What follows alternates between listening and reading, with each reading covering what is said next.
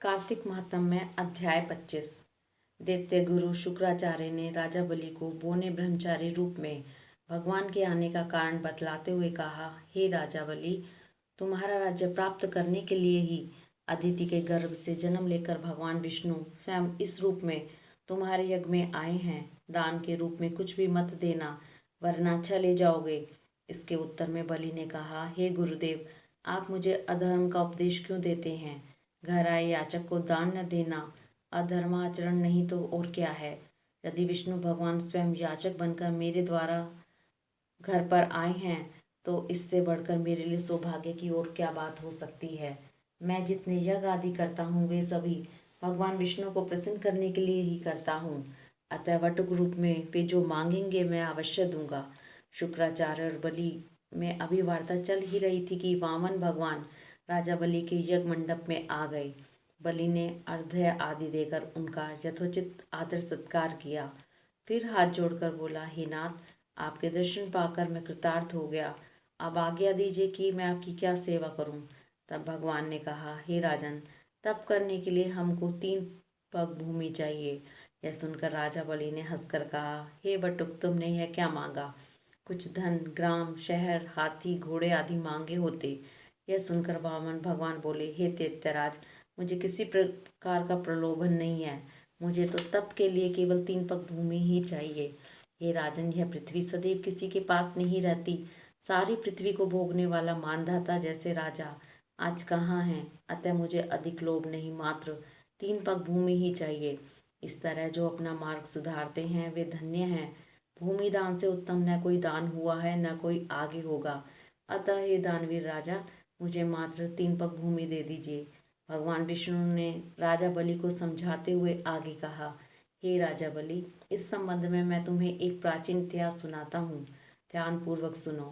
पहले ब्रह्मकल्प में भद्रमती नाम का एक दरिद्र ब्राह्मण था।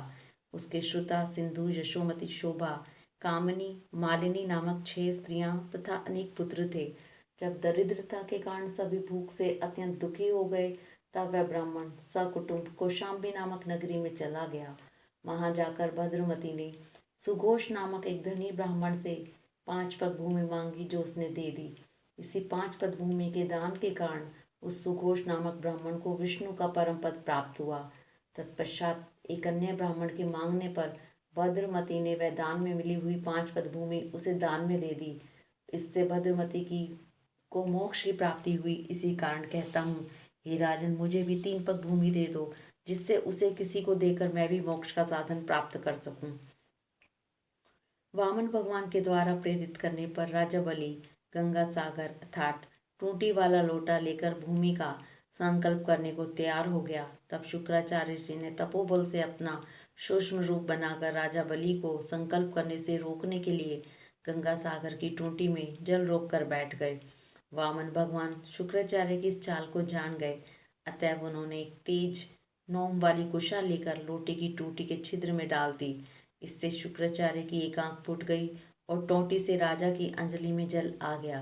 राजा बलि ने 3 पग भूमि देने का संकल्प दे दिया। उसी समय भगवान विराट रूप धारण कर ब्रह्मलोक तक बढ़ गए और उन्होंने 2 पगों में सारा ब्रह्मांड नाप लिया। भगवान के पांव के अंगूठे से ब्रह्मांड फूट गया और फूटे हुए मार्ग से पानी के अनेक स्रोत बहने लगे। भगवान विष्णु का पैर उस जल से धुलता रहा। वहीं लोक पावन जल ब्रह्मा आदि देवताओं को पवित्र करता हुआ सप्त ऋषियों से सेवित सुमेरु पर्वत पर पड़ा तथा गंगा के नाम से विख्यात हुआ। इस प्रकार पतित पावनी गंगा की उत्पत्ति भगवान के चरणों से हुई, जिसके स्थान और स्मरण मात्र से जन्म जन्मांतर के पाप नष्ट हो जाते हैं।